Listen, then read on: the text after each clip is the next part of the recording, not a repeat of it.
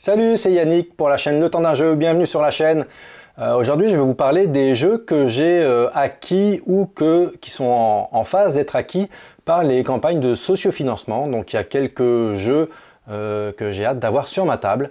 Il y a des gros jeux, il y a des jeux un petit peu moins gros. En tout cas je vous en parle tout de suite après le générique.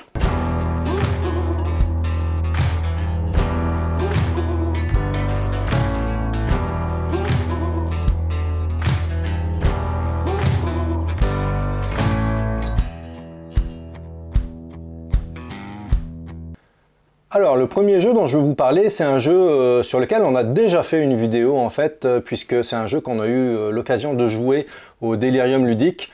C'est le jeu Natera. Vous pouvez cliquer sur le petit lien qui va apparaître en haut à droite sur la vidéo, puis vous allez tomber directement sur la vidéo qui traite de ce jeu-là. C'est un jeu excellent, une très belle production, c'est le premier jeu des auteurs qu'on a eu la chance de rencontrer d'ailleurs au Delirium Ludique, des gens très sympathiques, puis c'est un jeu qui mérite d'être dans notre ludothèque. Donc je vous laisse aller voir ça, et je vais passer directement au deuxième jeu. Le deuxième jeu, c'est une extension en fait, c'est l'extension du jeu Earth, le jeu de Maxime Tardy, donc auteur québécois. Une petite extension qui va amener un petit peu plus de profondeur au jeu, non pas qu'il y avait pas déjà de la profondeur à ce jeu-là, mais il y a des petits ajouts qui ont été faits, notamment le système avec les petites graines qui vont nous permettre de faire des choses supplémentaires. Il va y avoir des nouvelles cartes, un plateau pour 6 joueurs, des plateaux pour jouer 2 contre 2, 3 contre 3, bref, une extension qui va amener quelques mécaniques complémentaires qui vont être très intéressantes à essayer. Donc bien hâte d'essayer l'extension Earth. Le troisième jeu que je vais vous présenter, c'est un jeu qui existait déjà. C'est une réédition en fait d'un jeu qui est sorti en 2002. C'est Puerto Rico. Donc Puerto Rico, j'ai malheureusement pas eu la chance d'y jouer, mais les commentaires sont dithyrambiques à propos de ce jeu. C'est un jeu qui a été nominé dans beaucoup de catégories de salons, etc. Il a gagné des prix également, donc un excellent jeu dans lequel on va devoir construire sa ville, on va devoir faire de l'agriculture, faire du commerce. C'est un jeu qui est quand même assez complet. Et la production qui va être éditée sur GameFound, en fait, parce que c'est GameFound, c'est sur GameFound qu'il est présentement. Ça va être une production vraiment exceptionnelle. Je vous invite à aller voir la campagne. D'ailleurs, tous les jeux dont je vais vous parler, vous pourrez aller visiter les campagnes directement dans les liens que je vais mettre en dessous de la vidéo. Donc il va y avoir vraiment des éléments de jeux qui vont être très beaux sur la table. Vous savez que j'aime beaucoup les beaux jeux. Donc je vous invite à aller voir la campagne de financement. Ça va valoir le coup d'avoir cette réédition.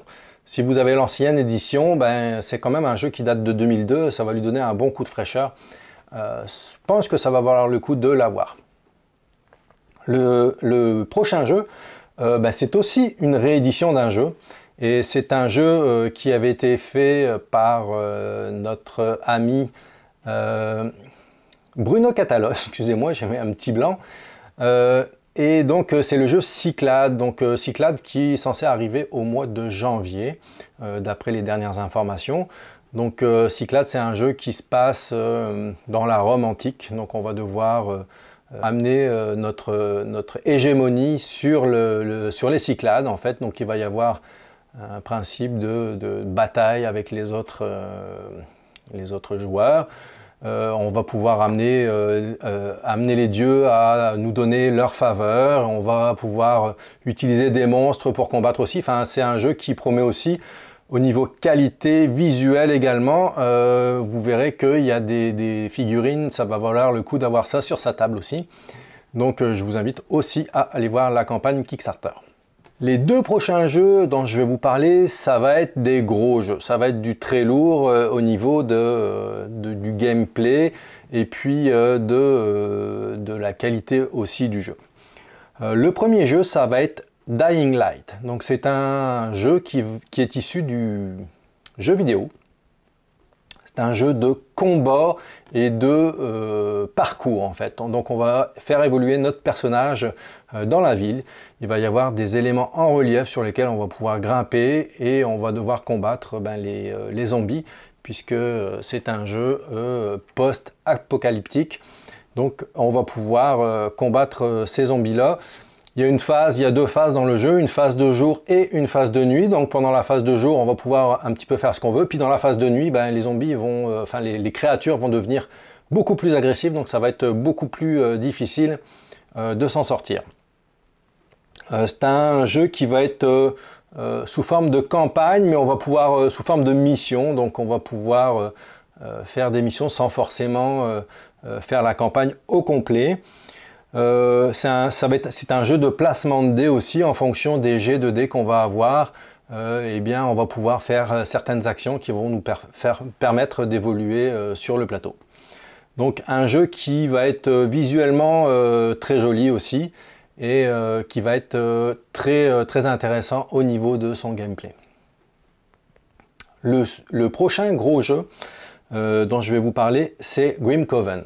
Alors là, c'est un jeu, écoutez, allez voir ça tout de suite, c'est un jeu qui va être magnifique. On incarne un chasseur de monstres et on va devoir, en équipe, en fait, avec les autres chasseurs, aller tuer le boss des monstres.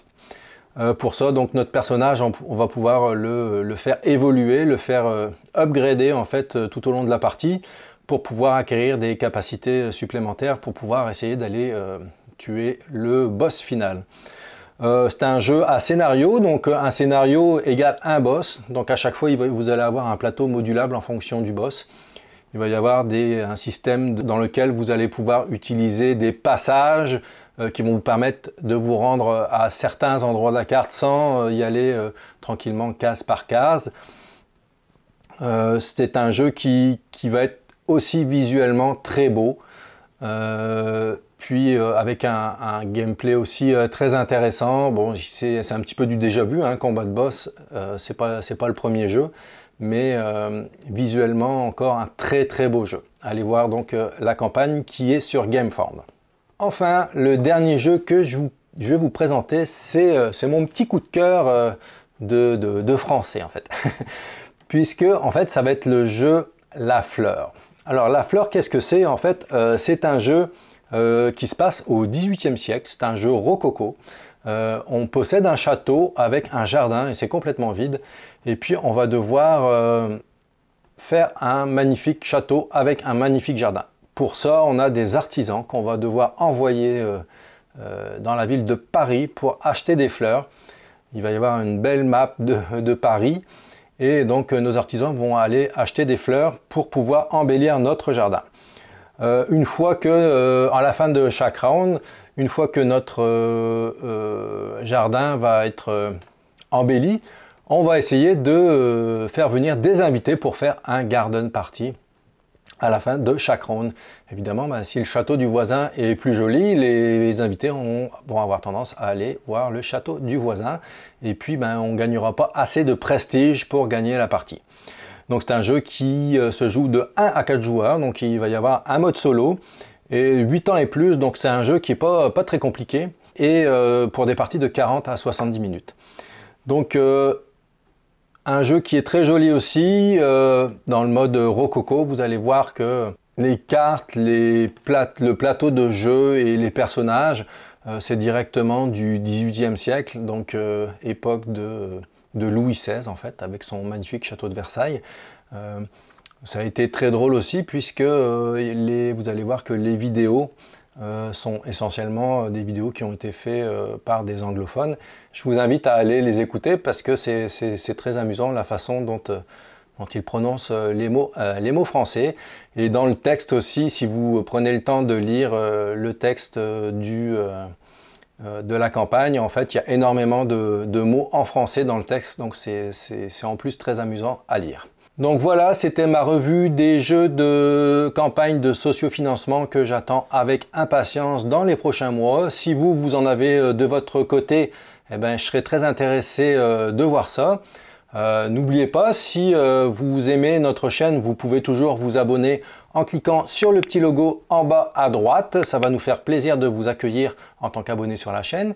Et puis si vous avez aimé cette vidéo, mettez-nous un petit pouce bleu, ça nous encourage et puis ça nous permet de faire évoluer la chaîne. Donc merci beaucoup et à bientôt. Salut!